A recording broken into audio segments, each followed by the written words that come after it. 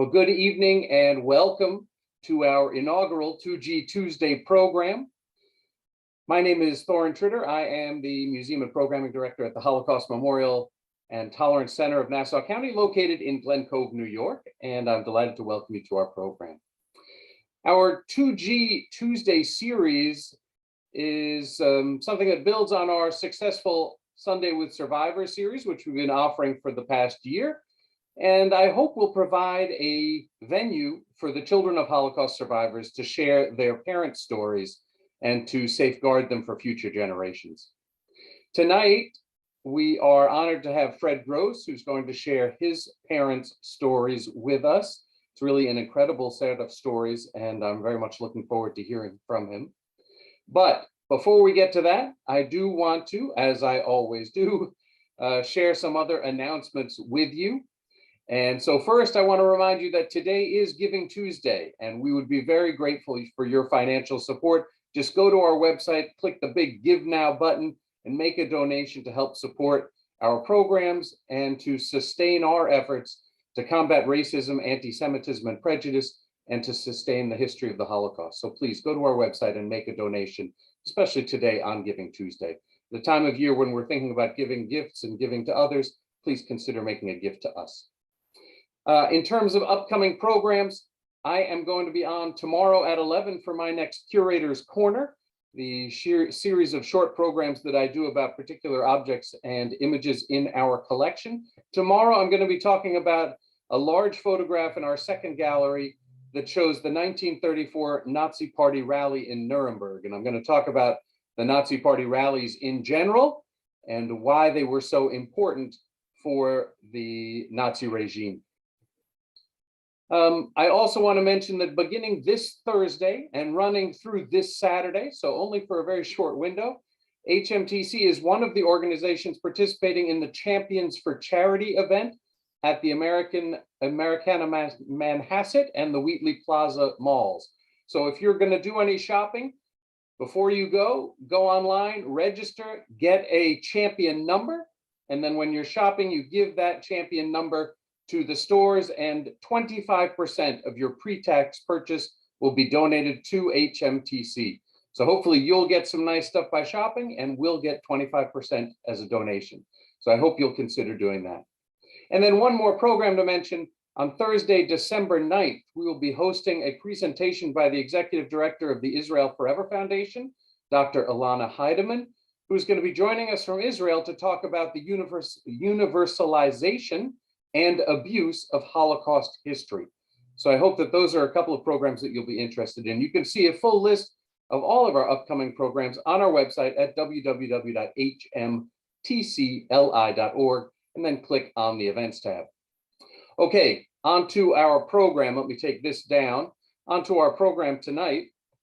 I'd like to introduce the man who is behind our programming for the 2G Tuesdays, and that is Michael Mantell. Michael is a 3G who has two grandparents who are survivors, and they instilled in him the need to not let their history and the larger history of the Holocaust be forgotten. And actually almost a full year ago now, he came to us to talk about arranging a programming with survivors for his family, and we eventually turned that into our Sunday with Survivor series.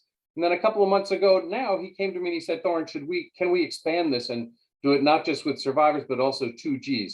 And so we immediately came up with the idea for our 2G Tuesdays program. I'm really very grateful for Michael's continued support and help and his family's continued support. And so I want to pass it over to Michael to introduce our program this evening. Michael? Thank you, Thorin. Thank you to everyone at the Holocaust Memorial and Tolerance Center as well for making programs like 2G Tuesdays possible. Thank you to everyone joining us, and a special thank you to Fred Gross and your family for being here. Hag Hanukkah Sameach, Happy Hanukkah, and welcome to our first 2G Tuesdays, a new series of presentations by children of Holocaust survivors who will share their parents' stories with us. And as Thorin said, this comes on the heel of a successful year of Sundays with Survivors. And again, I'm just so grateful to be able to be a part of this programming. And I'm also so grateful to see familiar faces here who've been coming every month to our Sundays with Survivors events. And I'm also so grateful to see new faces as well. So everyone, thank you and for being here and welcome. This evening's program will be presented by Fred Gross, who will speak about his family's experiences in Czechoslovakia. We will begin the program by lighting a Chanukiah, the only family heirloom of Fred's family that survived the Holocaust and has been lit during Hanukkah for over 100 years. Our program this evening will run about an hour and a half. And if you have any questions or comments throughout the program, please feel free to write them in the chat. However, we also encourage you at the end of the program to ask your questions yourself. We will have some time, a Q&A portion, and you're welcome to use the hand raise icon so we can call on you just to make it a little bit easier for everyone. Or you can also just unmute yourselves and ask the question when that portion of the talk starts. Also, our next Sundays with Survivors program will be on Sunday, December 12th. So please put that in your books and we hope to see you there. And with that, I would love to introduce Fred Gross so we can kick off this evening. Thank you all so much for being here. So I'm very privileged to be here this evening on this festival of lights and miracles, because the story involves luck and miracles. But what's very lucky for me and the miracles for me is that we have children and grandchildren that can celebrate the story also. I'm going to have my oldest grandchild, in fact, Molly Liebold, light for the first time the Hanukkah Menorah that has been actually in the family for about 150 years. And it will be an integral part. It will be mentioned in the story. It's not the central part of the story, but it certainly will be mentioned further in the story. So let me turn this over to Molly Liebold. Molly. I'm going to light the shamus first, of course. Mal. Turn it towards you a little bit. No, I don't know which light this is here. Yes, but first do the brachas. Go ahead. Baruch atah Adonai Eloheinu melech haolam asher kiddushanu b'mitzvotav v'tzivanu lehadlik ner shel Chanukah. Baruch atah Adonai Eloheinu melech haolam asad niskim la'avoteinu hayamim hazman hazeh. Just one moment while I get the shamus correctly positioned, hopefully without burning myself to pieces, because Try. You want me to do that part? one moment. This, It's clearly not made for candles. oh, there it All is. right, you got it. That's Okay. right, because it's supposed to We've be. got it. Now, normally we would do the other brachas and moatzur, but we'll skip that for this evening so we can get right to the presentation. Thank you so much for lighting the menorah and for sharing that with us. Really, that's very kind of you and lovely. Yes. Okay. So, Torin, how do I, Alana, I'm back. favorite oldest daughter, Yes. if you can bring us to screen. Okay. We have technical assistance for old people here. Just give us a moment. Fred has a lovely PowerPoint presentation that really, I think, will enhance this story greatly. So it's pretty Okay. elaborate. Super. So let's begin the story of my parents and their journey. Originally, I just called it the story of Andrew and Agnes Gross, but this is really a story about not just Andrew and Agnes, my parents, but their families and other loved ones, and you'll hear them mentioned throughout the story. Some, unfortunately, I've never met. I only know them from pictures and stories that my parents would tell me. Others, fortunate, I was able to know as a young child, as a young adult, and survive the Holocaust. Courage and resistance in response to persecution. People throughout this period of time made choices. Good choices, bad choices, crazy choices, hair-raising choices. And I think in a synopsis, you will find that my mother made all of the above. And you have to understand, from her perspective, these were not choiceless choices. She very willingly made these choices. And let's go on by opening up the story by where they lived. They lived in a very small town in what was then Czechoslovakia. This is a map of Europe just before the war. Czechoslovakia does not exist anymore. It's the Czech Republic and Slovakia. But they lived in the corner of the country, surrounded by Hungary on one side, Poland and Germany and Romania. It's best to kind of describe the town a little for you. You can see the contrasting pictures there. One about a 90-year-old picture of the town and a fairly recent picture. The synagogue, again, a spread of 90 years between the two. The interesting thing about the town is it was a very open town in terms of religion. About 1/3 of the population of 15 to 20,000 people was Jewish. Slightly larger percentage of the town was Lutheran. What you see in the tall tower there is the Lutheran church in both the older picture and the newer picture. And they had about approximately a third Catholics in the town. And they got along fine. There was never a problem. I guess there was problems, small problems, but nothing that was ever described by my parents as something to be concerned about. Certainly nothing about anti-Semitism. But that you can see from the picture of the old synagogue what it turned out to look like by the year 2010. The town looks about the same, maybe more trees.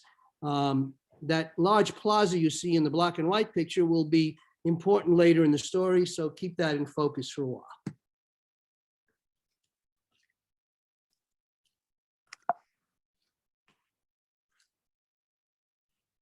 We'll try and advance, just stand by. Okay. So sometime in the 1840s to the 1860s, perhaps, great-great-grandpa Herman and Anna Beck arrived in Beregszasz. We can trace the Beck family back to the 1770s and don't know why great-grandpa and great-grandma came to Beregszasz. And perhaps it was a period of persecution from wherever they left. Perhaps it was for economic reasons, business reasons, but somehow they end up in the town. Pictures in 1860. I know very little about the two of them, except it does appear that great-grandpa Herman Beck was probably a very religious man, but that could be stereotypical. He certainly has a kippah on and a large beard, and it may be not indicative of religiosity at all. His daughter, their daughter, I should say, Malvinka, is married to Fischl Hartman, and their child, one of their children, I should say, is great-grandpa. Alana, can I take this off? Because that's just 1 second, technical. That's it. Thank you very much. One of their children, not yet, one of their children is Isidore, my grandfather, my father's father. That's a picture of Isidore, a proud soldier in the Austro-Hungarian army during World War I. Isidore passes away at a fairly young age of natural causes somewhere in Beregszasz. We believe it could be pneumonia, but natural causes. Dad and Grandma Balvinka, you will hear some about further in the story.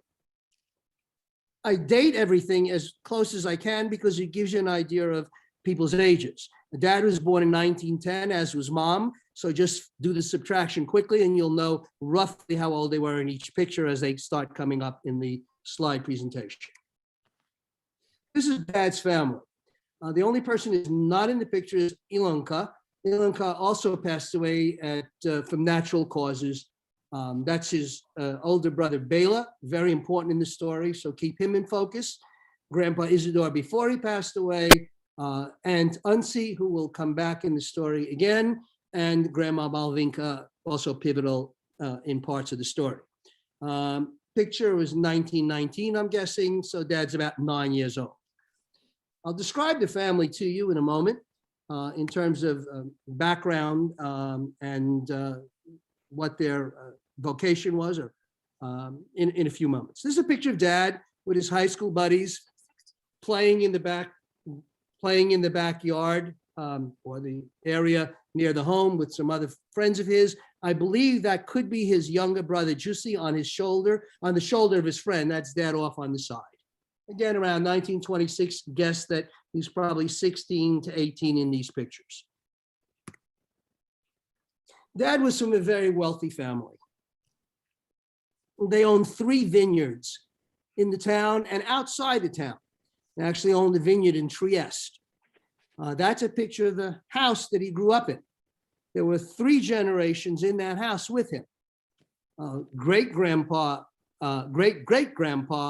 Herman and his grandfather Fischl, my grandfather Fischl, I'm sorry, and of course Dad. He was very proud of his family and his background. They lived on Kilans Munkach Utsa, which translates as 9 Munkach Street, very near the temple. The closer you lived to the temple, the wealthier you were, because as Sabbath observers, if you could walk the temple, it was golden, particularly in cold weather. That's a picture of Dad and Uncle Jussi, his younger brother, who in the story is not involved in the Holocaust part of the story, and I'll mention him later on in the story. Dad received private tutoring at home in Latin, in Greek, mathematics. Dad eventually became an accountant for a Swiss lumber firm that was active in the town. His brother Bela became a vice president of a bank. The Jews were relatively prosperous in the town. This was not a small house by any stretch of the imagination. They had not only the generations that lived together, but they had and were able to prosper in the wine business. In fact, Grandma Hani ran the wine store near the vineyards, where you could actually buy the wine from Beregszasz. I don't know that Beregszasz is still known for its vineyards, but in those days, there were several vineyards owned by Jewish families and non-Jewish families, of which, as I indicated, Dad's family owned 3. Here's a picture of Mom's family. Mom was from a much poorer family. This is one of 8 children, as you can see. Uncle Bundy and Uncle Yeno.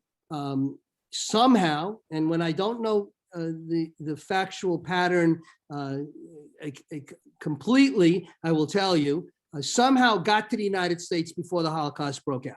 I know that Uncle Yeno got here in 1939. I know Uncle Bundy got here around 1939, just before the outbreak of hostilities, and Uncle Yeno got here in the 1920s, marrying a German American and somehow left with her. How they had enough money to do this, I have no idea, because I will describe what the family was involved in. Mom was, and her sisters were primarily involved in washing and cleaning people's clothes and fixing their clothes, haberdashery kind of work. Yeno and Bundy were involved in the print trade. Aunt Regina, who's not in this picture, but is instrumental in the story, and we'll talk about her later on.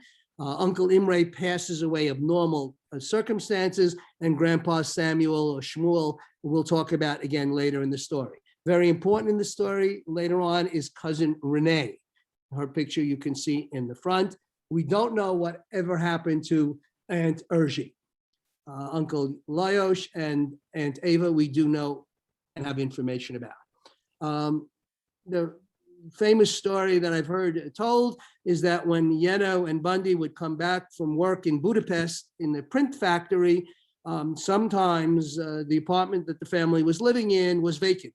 Everything was gone. They had no idea where the family was. Unfortunately, once again, the sheriff was knocking on the door because they couldn't pay the rent and they were being evicted. So they'd have to go through town looking for where the Sobel family was. Nevertheless, they were a very proud family, a very loving family, and very supportive of each other and the efforts of the people in the town, as you will see shortly. Mom was an active teenager. That's a picture of Mom in the left top corner, the head of the Zionist scouting organization in Beregszasz, and various pictures of her with friends. You can see the tents in the background.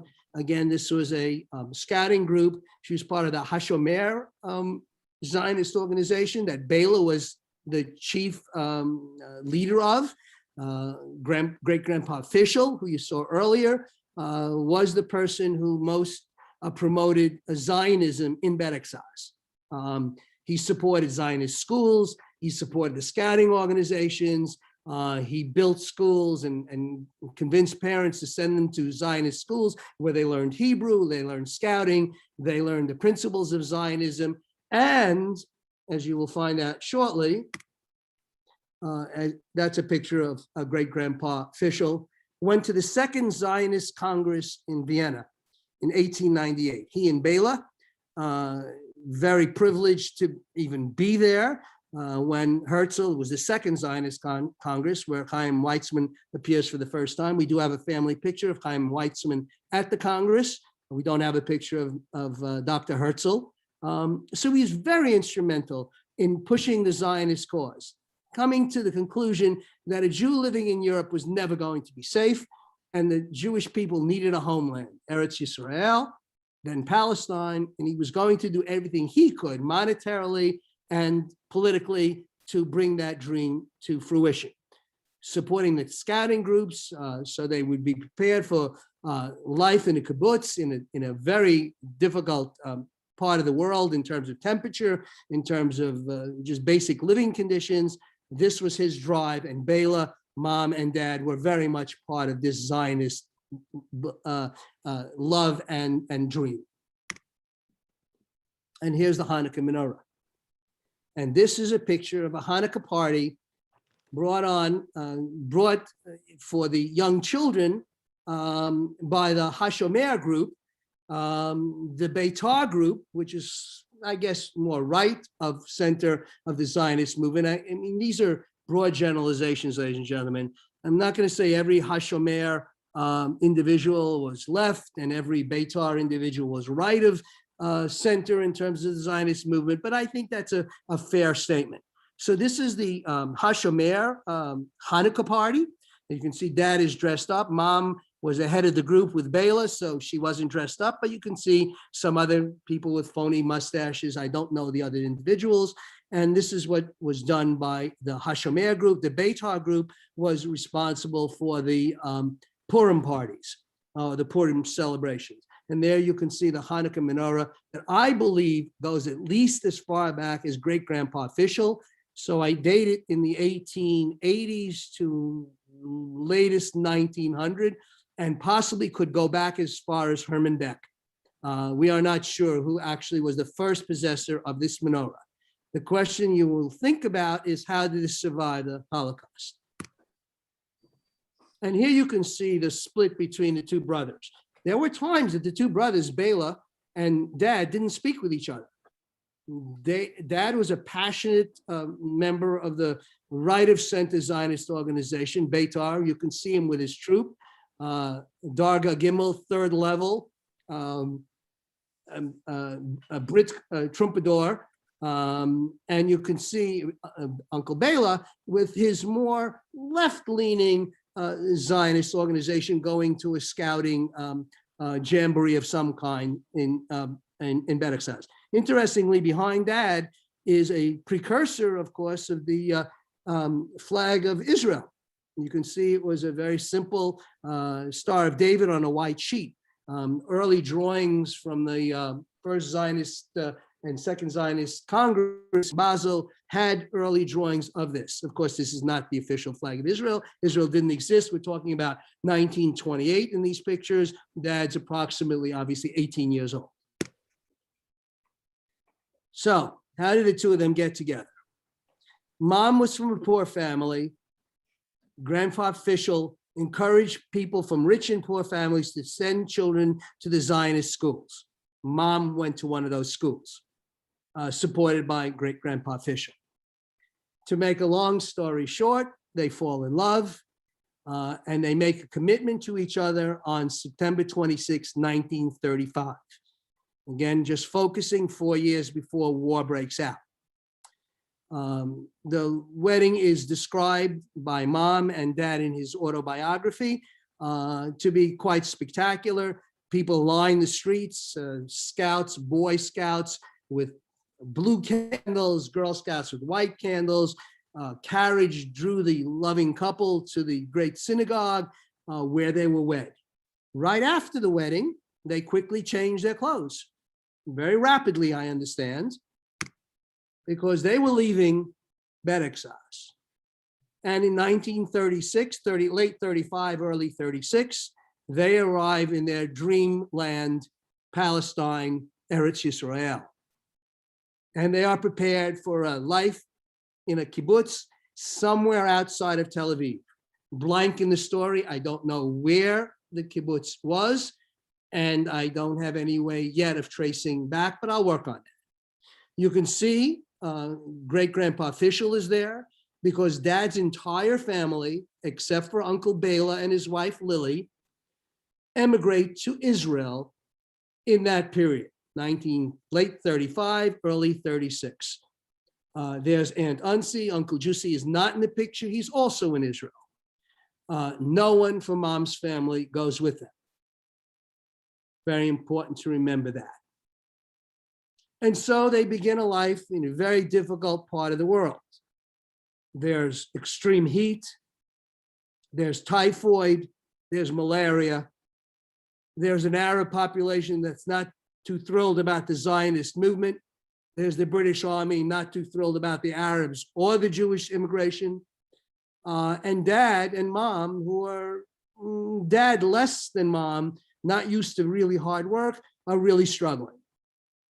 But on top of that, grandma Malvinka makes it very clear to Dad and the rest of the family that Mom is not really very welcome.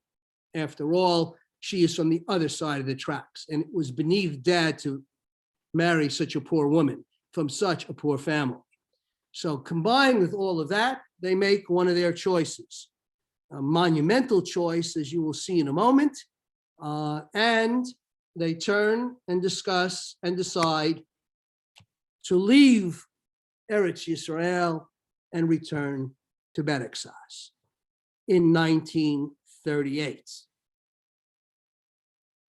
Knowing perhaps your history, in the Munich Agreement, England and France meeting with Italy and Germany decide that Czechoslovakia is disposable, and in an attempt perhaps to prevent another war that had just occurred 20 years ago, they would cede Germany, Czechoslovakia. Dad is mobilized immediately in that he was already served in the Czech army as all men had to in those days, and he was prepared to battle the Germans. But the deal is made, and an armistice is a stand down. The Czech army could not possibly stand up against the German army. Britain and France withdrew their support, and hence there was no war between Czechoslovakia and Germany. Not a great decision, knowing the history to come. That's the central square you saw in an earlier picture. The Hungarian army, which becomes an ally, Hungary becomes an ally of the Germans during World War II, marches into Beregszasz.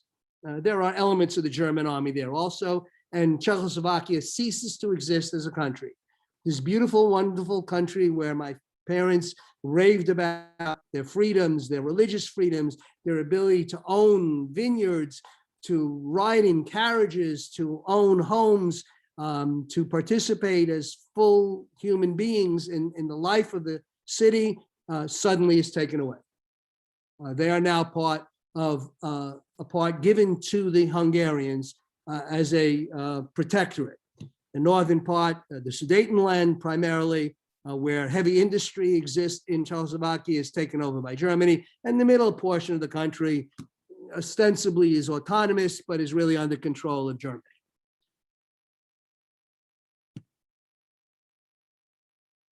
Much of what you're going to hear comes from Mom's testimony from the Shoah Foundation, Spielberg Shoah Foundation, now the USC Foundation. Sometimes when she's not easy to understand, I'll try and fill in words, but I'll let her speak for herself. At this point, when she's speaking, she's 85 years old and can speak probably 7 languages. English was not her primary language, to say the least. So first, she's going to describe the changes that occurred in town in the early part before things really went downhill. And I remember that my friend, who was my friend, it wasn't my friend anymore. They didn't want to know from me, us, because the Jewish people was the most terrible people. Before was beautiful and everything. We was friends together to school and nothing. Mom and Dad are in their 30s when we're in this part of the story, just to give you a perspective on what's going on. We're talking about probably 1940, she's describing, early 1940s, so she's 30 years old at this point. She also describes a man with a white beard and what happens to him because people were stereotyping people, and when they didn't know what your religion was, they just assumed from your attire, your demeanor, the way you walked or whatever, you must be a Jew or a non-Jew. This is what happened if you had a beard in town. Somebody on the street was hit, you know, because it was a very rich man, a big shot, not a Jewish, but he has the beard. They killed him. They didn't know that he's not Jewish. They took anything, they didn't kill with the bullets. They killed with a stone or whatever they had in hand, doesn't matter, because he was Jewish, finished. Now, this is pre-final solution, pre-Wannsee conference. They were just stoning Jews, taking their possessions, threatening them, taking away their businesses, promising them if they gave them all their valuables, they would be protected and left alone. And that didn't work out too well. And I remember very early on, around 1941, the Germans decided they needed slave laborers, and the men in town, the Jewish men in town, were the ones selected. They were taken from their homes. So my guess is that sometime in 1941, Dad and Mom lose contact with each other. They've been married 6 years, perhaps, and they've lost now sight of each other. One day they round Dad up and they send them off to start building fortifications because the German army is going to turn its might after neutralizing most of Western Europe, keeping America pretty much at bay, was now about to embark on their Russian campaign. And with the Hungarian army and the Italian armies, they needed to build roads and fortifications deep into Russia. And that's what Dad and the men of the Jewish men of Hungary, Beregszasz, were forced to do. Many died, many from starvation, maltreatment, being shot. We don't know at this point where Dad physically is, but he's somewhere either in Ukraine or Russia. And we're going to leave his story just for a while.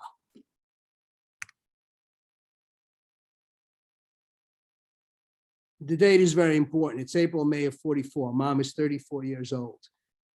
The Germans are ready for their final solution of the Jewish problem, the Jewish question. They're starting to round up Jews. They start with the oldest first, the infirm, orphans, because when they arrive to the selection places that we know of, they are not going to make it past that day. They are no use to the Germans. They are women, pregnant women, young infants, and the elderly are of no use to them as slave laborers. So they have a solution for that problem. Mom is desperate.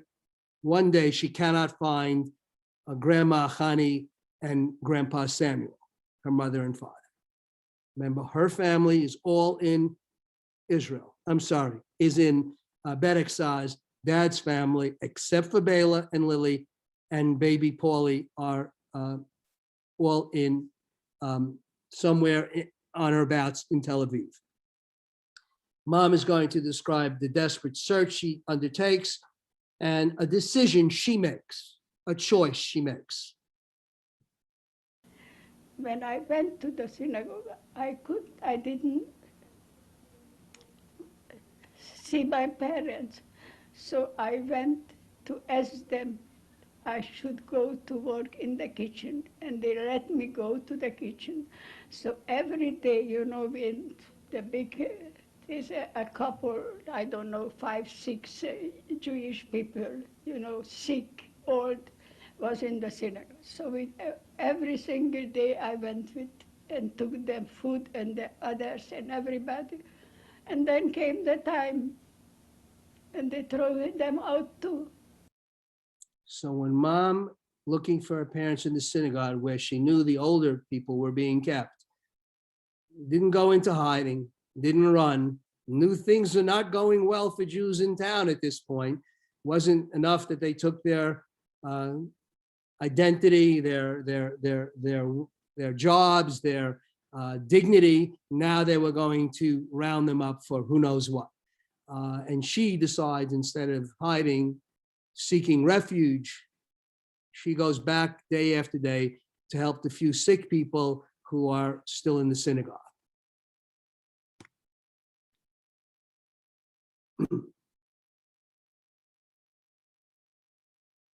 The roundups continue, and at this point, we're in mid-May of 1944.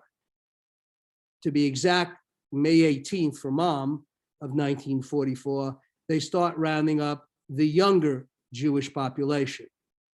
The Jews at this point had to wear yellow bands. They didn't have to wear the star, you see, which is, very familiar to many of us who have studied or looked at the Holocaust from a historical perspective. They just had to wear a yellow band. Mom will describe what happened when they came knocking and looking for Jews. Mom did not wear a yellow band.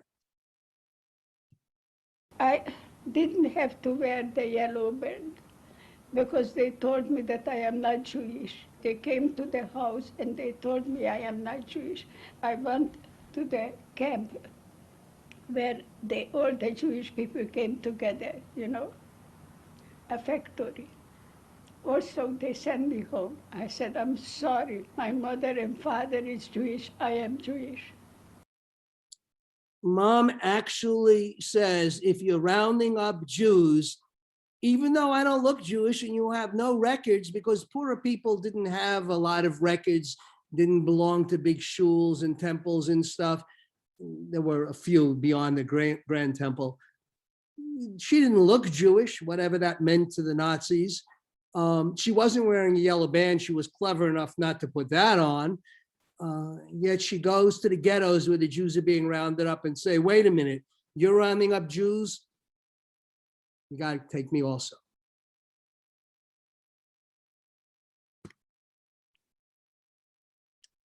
Mom, at this point in the story, mid-May of 1944, hides a treasure. I want you to think, as I continue the story, what you would hide if you could hide just one thing from the Nazis. And I'll tell you, it wasn't the Hanukkah menorah. What would you hide if you could hide one thing that was most precious to you in life?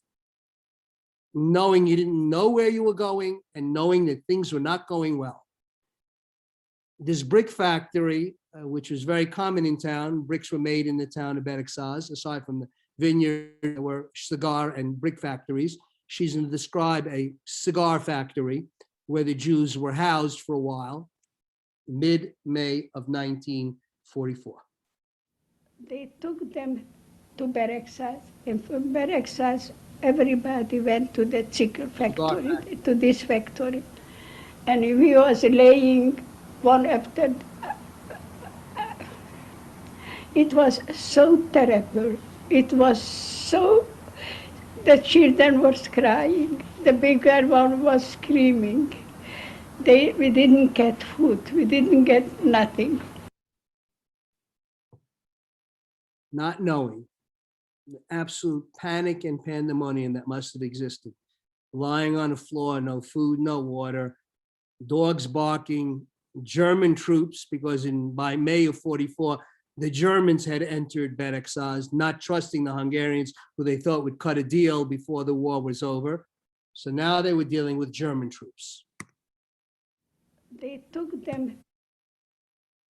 The Nazis were very precise. This is a translation of a Nazi document indicating the date of the transport, leaving Beregszasz, and the number of Jews on the train. I had indicated that about 5,000 to 6,000 Jews had lived in Beregszasz out of a population of about 18,000. You'll notice that the total number is 10,849 Jews. That's because they rounded up Jews from the surrounding areas outside of Beregszasz and brought them into the town to concentrate them. Mom is on the May 18th, 1944 transport. While I am not certain, Hani and Samuel Sobel were probably on the May 16th transport. Oh, where were they going? Oh, they were going to pick peaches.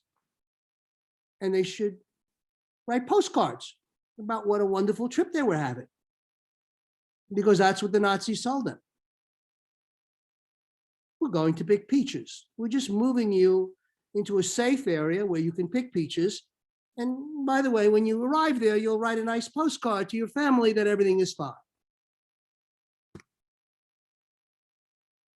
Listen to what Mom says.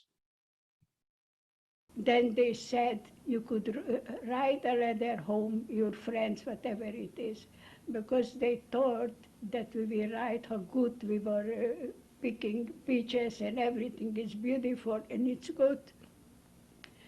And then we came to Auschwitz. In Auschwitz, they had places, wires all over. Choice coming up. And it's written down, if you touch it, you will be killed.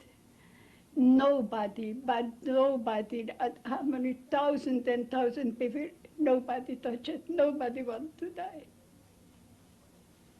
We could die so easy, like my uncle told me, if you kill yourself, you finish. But if you are alive, maybe you will stay alive. Just staying alive one more day was an act of resistance for Jews. One more day, that's all. Then they said, these are photographs that are taken by the Nazis in the month that Mom was there. I've looked through several pages of these pictures. It's called the Auschwitz album. The Nazis thought it would be a great idea for history for having SS photographers walking around Auschwitz as the trainloads of Hungarian and Czech Jews were being removed from the cattle cars that they were on. So that's why these pictures are so meaningful in terms of time and event. Mom will describe what it was like if a mother had a child in her hands. it was two places, one side for the young one, the other side for the old one, and for the children. The parents didn't let their children take away. They want to take away. Right away there, on the spot, they killed the children with the mother together. Not picking peaches, I guess. It was Hani and Shmuel Sobel arrived on probably, as I said, the day that Mom got rounded up. It took about 3 days between Allied bombing and railroad changing, about 3 days to get from Beregszasz to Auschwitz. So they probably were there just as Mom's train probably was leaving Beregszasz. Mom did everything she could in her mind to try and save her parents. I thought I could save my parents. I could. Mengele should. He took me and he said, because I went my parents, he said, no, you have to work, you go to the other place and your parents come. And they show us how they are burning there, how they.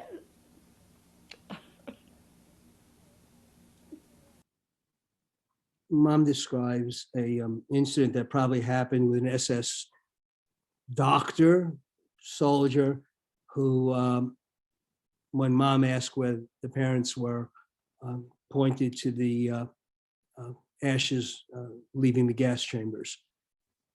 It may or may not have been Dr. Mengele. I thought That's Aunt Lily, Bela's wife and baby Paulie. I'm named after baby Paulie. In this description, Mom identifies baby Paulie being about 2 years of age. I think he was older, but I'm not going to deny what Mom has to say. You'll listen for yourself. he was 2 years old, and he heard in the wagon when they brought me, he heard that everybody said we will be killed, and he was crying, I don't want to die, I don't want to die, and I promised he wouldn't.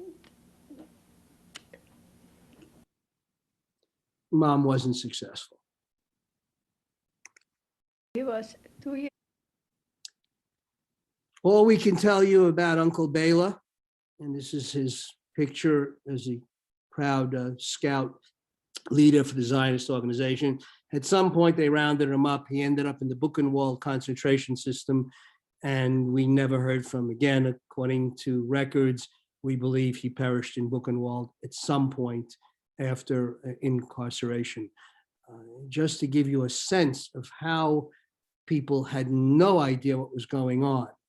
On your right is a letter written by the Jewish Agency of Palestine. Remember, Dad's family is there. They went to the Jewish Agency and asked them to write a letter to the German embassy in Czechoslovakia, begging for Bela's release, as if they were releasing Jews, by the way. Had no idea. Of course, they never got a response to the letter. Mom's going to describe conditions in the women's barracks in Auschwitz.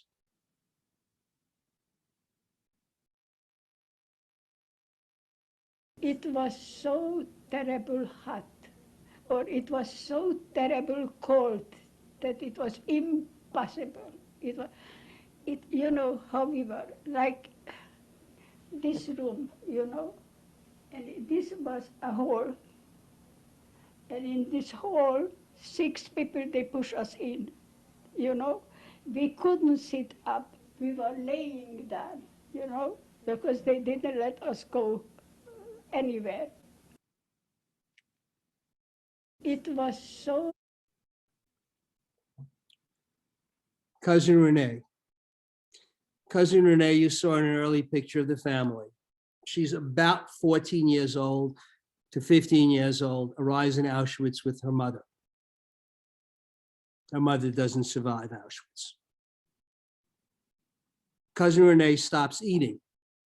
The Jews were given a communal bowl of something they called soup, hot water, sawdust, and potato peels, and everybody had to drink from the one bowl with their hands, with whatever they were able to find in terms of maybe a bowl. Renee stops eating because she needed a spoon. She asked her mother. It's pretty clear that she wasn't going to eat in this communal fashion. Mom's sister-in-law turns to Mom for help. We're talking about Auschwitz. She's going to talk about a Polish capo, a Polish police guard who was assigned to the women's barracks to make sure they were doing their work and not causing any trouble. Mom is very clear on what happens next, and even the paint color on the floor of the Polish capo's office.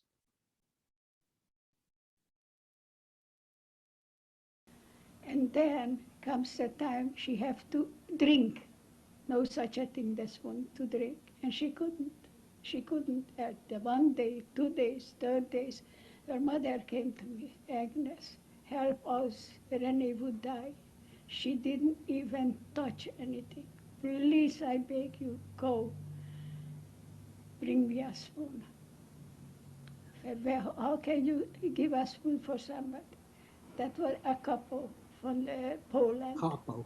She had a small room, you know, and the floor was with red.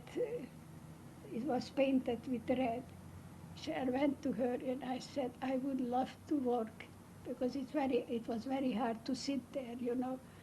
I said, maybe you have something to me to I should clean for you in. Oh, sure, she said, go in.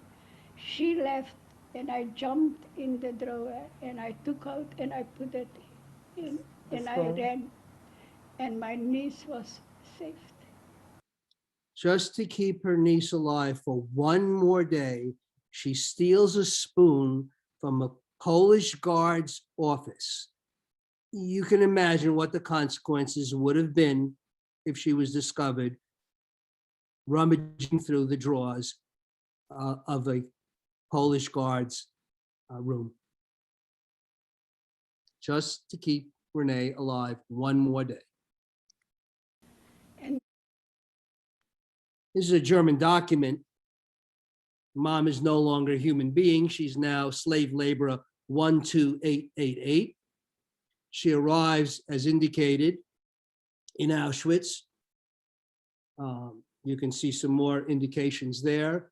And on July 4th, by the way, May 21st is the arrival in Auschwitz, as we know, from the train transport information. She left on the 18th and arrived on the 21st. She leaves on July 4th, heading to Gelsenkirchen, Germany. She and 2,000 other Jewish women have been selected to engage in slave labor work for the Nazis. This is not the kerosene factory Mom and the other women were working in. This is a similar factory near Gelsenkirchen that was leveled by Allied bombing. Many women are killed in the Allied bombing. It was not very precise bombing. They knew it was a German factory, a Nazi factory. They were going to level it. There was no way of knowing there were civilians, Jews or non-Jews working there, and unfortunately, many were killed. Somehow, some of the women are sent to this doctor's hospital outside of Gelsenkirchen, wounded badly. It was a kerosene factory, so there's fumes and chemicals. And this doctor, trained surgeon, as many Germans were trained in the Hippocratic Oath about do no harm. This doctor, the nurses, and the nuns in that hospital did everything in their power to keep those women alive. A choice by a German doctor to keep Jewish women alive, despite the fact that he is also dealing with wounded German soldiers that were pouring into the hospital as the war had long turned against Germany. We're talking now, of course, of July, August, September of 44. The war is mere months away from being over, May of 45. This man is recognized, and you should remember this man as a righteous among the nations by Yad Vashem in Israel. Mom is not wounded. but the factory has been leveled. And she and a couple hundred other survivors get shipped out. Mom makes another incredible choice. She's now in an ammunitions factory in Menorah, Germany. They're making anti-aircraft bullets, mortar shells, and other munitions for the Nazis. And Mom makes a choice. So we went to Germany. We went to Menorah. The name was Menorah, and there was factories. And there factories, I have to, in a factory, I have to fill out the bullets, with the powder. It was running back and forth, and I was standing and always put at the powder ready. So I was watching, and whatever I could leave out, 2, 3, doesn't matter. I said, at least they will kill us. If they would see me, not just they would kill me, they would kill the whole, but we were very careful. Well, it's good that Mom was careful because she was engaged in sabotage. Not putting gunpowder in bullets is not a way for the bullet to be an effective weapon, obviously. Can't imagine the terror of these Jewish women being watched over by Nazis, Ukrainian guards, who knows who. Slightest wrong move, there's no trial and jury. You were executed immediately. But she was careful. So we went to. The story gets a little unclear at this point, but we know she's outside Glauchau, Germany. We also know historically that the 3rd U.S. Army 76th Division Mechanized Unit, Mechanized Corps is operating in that area. I believe at some point, May of 1945, maybe late April of 45, the US Army runs into Mom and the surviving women who left 2,000, maybe there's 2 handfuls left, 6, 12, maybe 18 women still alive. These death marches are going on all over Germany. Mom's fortunes here in a day of miracles is that she runs into the American Army. None of the women can speak English. None of the soldiers can speak Czech, German, Hungarian, Polish, or any other, or Russian, or any other languages that Mom could communicate in. They leave Mom in a prisoner uniform with wooden shoes because they're still in the middle of the war. They give them food and move on to the next battle. This is a recon unit who's responsible to telling the forward and rear units where the Germans are moving. That's all we know, except now Mom makes another decision. She's probably 800 miles away from Beregszasz. Dad. This is what we know happened to Dad at this point in the story. He's captured by the Russian army. Remember, the Russians are fighting the Germans and the Hungarians. And remember, he was a slave laborer for the Hungarians. General Ludwig Svoboda forms a Czech First Armored Corps as part of the Russian army and recruits any Czech or Hungarian willing to fight the Germans.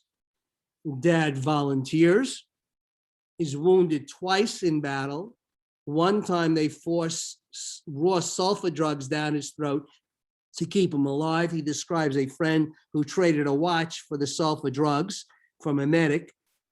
And he slogs through the Eastern Front with the Russian army in some of the most brutal battles one could possibly imagine, where casualties ran into tens of thousands, if not hundreds of thousands, slogging through Siberia and the southern parts of Russia. So we know so far, Dad is now fighting, moving towards closer and closer to Germany. By June of 44, the American army has landed in Normandy. They are moving east. They're moving east. The German army is retreating, and the Russian army is moving from the western direction, forcing a pincer movement on the Germans. What treasure did Mom hide? I'm not going to ask for answers. I'll let Mom tell you what she hid. We went to home in Beregszasz with my girlfriend. And then they said that my husband is alive. He's in Prague. So we went to Prague, and I have a picture. I'm sorry, technical glitch. My apologies. We went to home in Beregszasz with my girlfriend. And then they said that my husband is alive. He's in Prague. So we went to Prague, and I have a picture from my husband in Prague from the soldiers. I went to house. Maybe you know this fellow. And one of them knew. And that's where I find my husband. Somehow she gets from Glacow, Germany, onto a train with a friend with a picture of Dad. This is blown up quite a bit. The picture is about 1 inch by 1 inch. I have a copy of that picture. I don't know if it's the original, to be honest with you. She kept it probably under her nail, and that was the treasure she held on to. And she used that treasure in Beregszasz to show people, have you seen this man? And somebody said, yup, he's back in Prague with the Russian army. She goes back on the train. I don't know how. I don't know where she got clothes or food, and travels right back to the only place that she thinks her husband is. And somewhere in Prague, I believe in the central train station in Prague, Mom and Dad reunite. That's a picture of Mom and Dad circa 1945. The war is over. Dad is discharged from the Russian/Czech army sometime around November of 45. The war is over in May of 45. And now they are living in a nice apartment in Prague. Why? Because he's a hero for the Czech army and the Czech people. And the Russians are very grateful for his service. And they get a nice little apartment where people start finding out that Gross Sobel family is living there. And they start moving towards that little apartment. And we find out that Aunt Regina is alive, living in Munkac. Munkac was a town very close to Beregszasz. Mom turns to Dad and says, you need to get my sister. Dad probably said, you've got to be kidding. I have to cross Russian military lines, go back to Munkac. Who knows if she's still there? Who knows if the Russians will, question how come I'm moving around in a military uniform with documents that are no longer valid. And Mom, in her convincing way, I'm sure, said, go get my sister. And Dad forged the document that he had, or had somebody forge it, put on his proud military uniform of the Czech army, and started traveling from Prague back to Munkac, several hundred miles again. Was probably stopped at several crossings and was allowed through. And lo and behold, back in Munkac is Regina. And she said, conversation was pretty simple. Your sister, Agi, is back and safe in Prague. Come, I'm going to take you. Well, stubbornness runs in the Sobel family, as you can probably tell from my mother. Regina looks at Dad and says, I'm not going anywhere until my husband is found, and this is where he's going to come back to. Just as Mom and her girlfriend went back to Beregszasz looking for Dad, Regina was not going anywhere without her husband. And so Dad turns around and travels back through Russian lines, because at this point, Russia is beginning to shut down Eastern Europe, deciding that the Iron Curtain was a good reward for their bravery and defeat of the German army. And movement was becoming more and more restricted. Comes back and tells Mom, Regina refuses to come. Mom, in only the way mom can express herself, I'm sure, said, go back and get my sister. Well, dad says, okay. And back he goes. This time he takes a picture of mom because Regina and mom kind of look a little similar. And somehow he crosses the Russian lines and the German lines and well, not the German lines, the Germans had surrendered already, but the Russian lines, and gets back to Munkac, finds Regina again. And this time, fortunately for everybody, convinces Regina to come back. I will tell you that her husband never survived the war. Her son Tibor did, but her husband never came back.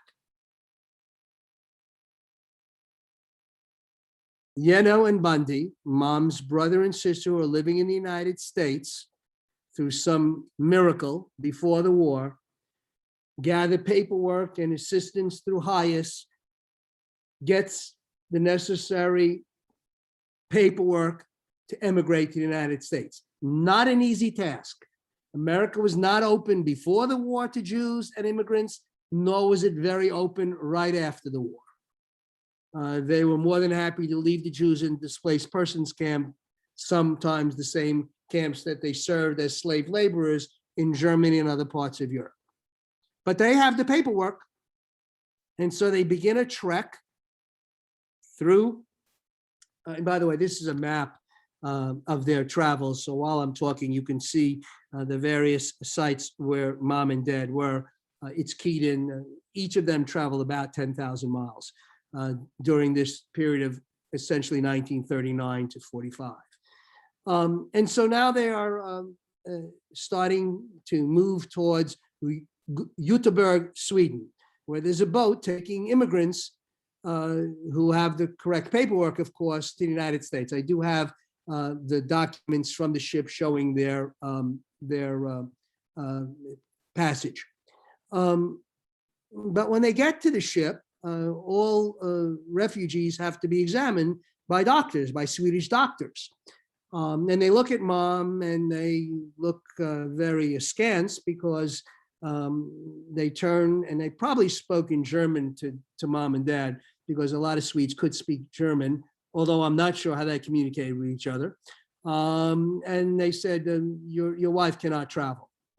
And my father and mother said, why not? Here's the paperwork. It's all good. It's correct. She has proof that she will not be a destitute individual in the United States. Her brothers are there, blah, blah, blah, blah. She said, they say, no, your wife is pregnant. We don't have facilities for pregnant people on the boat. We are already overcrowded. We barely have nurse and doctor staff for the immigrants themselves. It's just impossible. So mom turns to the doctors and says, no, there's no way. First of all, she says, I'm not pregnant. So the nurse calls the doctor over, who then examines mom and says, Ray, you're 8 months pregnant. There's no doubt about it. Mom turns in the conversation that dad relays and says to the doctor and nurse, no, I'm not pregnant. I'm only fat.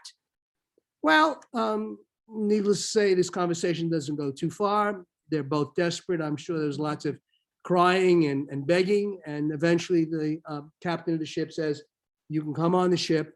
Although they first offered dad to come to the United States on his own without mom to set up, and mom would stay in Göteborg, Sweden. And that didn't go over well, obviously. And they do board the boat, and with the promise that mom would visit the captain's own doctor on a regular basis. And that was very generous of the Swedish captain. Of course, mom never visited the doctor because I presume if there was some complication, mom imagined somehow they would miraculously turn the ship around and bring it back to Europe, which is the last place in the world she wanted to travel. That is a picture of the ship that they came into the United States on. They departed Göteborg, Sweden on August 24th and arrived at the port of New York on September 3rd. I am born on October 8th, first generation American. That's pictures of me and mom and dad, probably in the Bronx because they were staying with Uncle Yeno. They were they lived with them for a few months and then moved to Brooklyn. The picture of me with a silly hat and a silly gun over there is in Brooklyn. Mom and dad proudly become American citizens. Notice that mom became a citizen before dad in April of 1952 and dad in June of 52. I was learning English at the same time they were learning English, I presume. I marry Stacy Bliss Solomon, June 28th, 1970. Woo, she's in the background. We have our daughters, Alana, who you may have seen in the candle lighting, and her sister, Sarah, both proud Jews and hopefully future tellers of the story. There's a wonderful reunion at our home in Jericho. We lived in Jericho at the time in 1985. It was mom and dad's 50th anniversary and 75th birthday. You can see the surviving members of the family in that picture. Unsi, dad's sister, Aunt Regina, no, I'm not leaving Munkach, Bundy and Yeno, who were instrumental in getting them to the United States, a family hug, and the picture that is in the Holocaust Museum in Glen Cove of mom and dad's wedding, as well as mom and dad kissing each other. I get to visit the apartment that mom and dad stayed in Prague, and frankly, the apartment in which I was probably conceived in. After all, I was born about 6 weeks after they arrived in the United States. Couldn't go into the building, but I know from dad that this address was Praha 1, Wyzenska 6, and there is a building, and I was able to visit with my wife when we visited Prague in 2017. Cousin Renee, she survived. That's a picture of cousin Renee in 2012. She's a rabbi. She officiates at interfaith weddings. And that's a picture of a close friend of my daughter and his wife, and cousin Renee is officiating. She lasted more than one day with a stolen spoon. Mom and dad do get back to Israel, the only time they were able to. Now it's, of course, excuse me, no longer Palestine, but the proud nation of Israel. That's cousin Unsi. And my cousin, I'm sorry, my cousin Nurit, Aunt Unsi, and her children, Nurit's children, Roy and Kim. Roy was a proud soldier in a combat paratrooper unit, a specialized paratrooper unit with the Israeli army. Kim is a dancer, by the way. Alana marries David Lebo, and Molly, who you see, or you may have seen lighting the candles, and Jesse are born on January 10th, 2016. They are twins. And Sarah and Scott, Sarah marries Scott Daniels, and we have our other two grandchildren, Cooper and Ellie. Yay. A final note from Mom.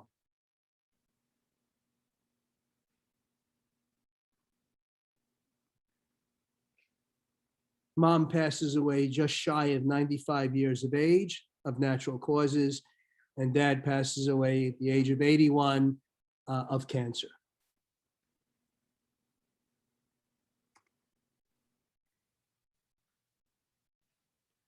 I'm going to diverge from the story for just a moment and add an epilogue.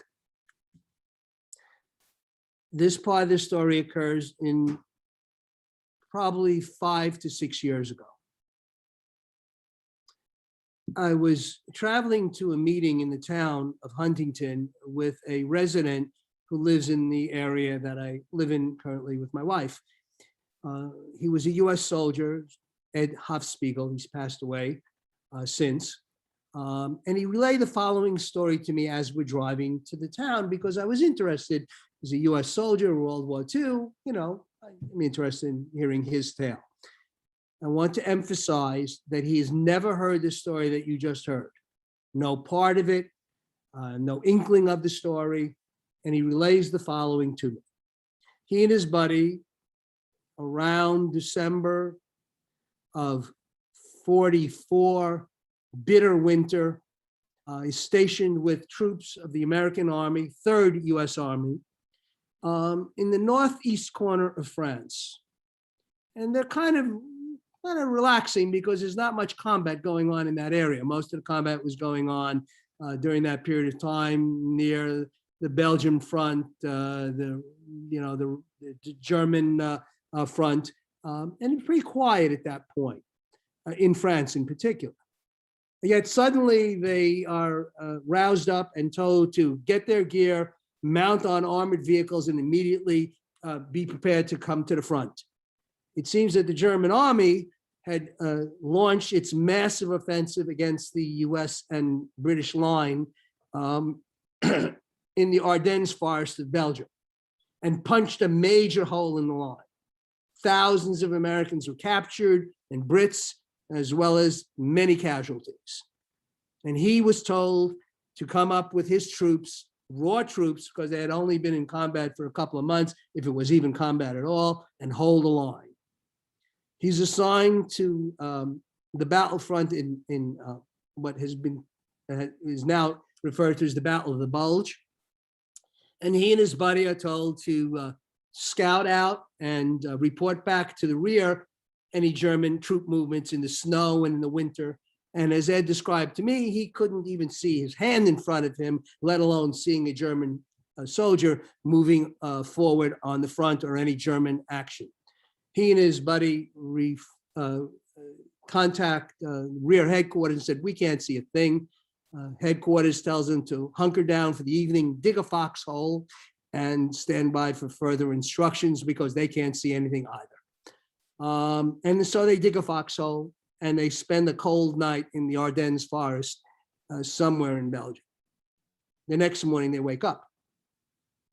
In that foxhole is a German mortar shell. That mortar shell did not go off. That mortar shell did not kill these 2 young soldiers. Now, I'm not going to tell you that mom's sabotage saved Ed Hofspiegel's life, but I'm going to tell you this, I believe it did. Thank you, everybody, for your attention, and I'm open to any questions and however you want to turn this over to. Thank you. Thank you so much, Fred. Really, that was that's a powerful story, amazing story, and I wasn't aware of the epilogue. I know you kept it and don't always have time to share it, but I'm glad you did share it. It would certainly be nice to think that. I want to encourage those of you out there, if you have questions for Fred, I know a couple of people have typed them in. Please either raise your hand or type the question into the chat, or let us know, and we'll ask you either to say it orally or or we can relay it as well. I see Eddie. Yeah, please. Fred, I just put a nomination in for an Academy Awards for you. You definitely should get it. This is an unbelievable documentary. It should definitely go global, and it was amazing. You just brought me into what my mother, she told me the same story when she got into Auschwitz.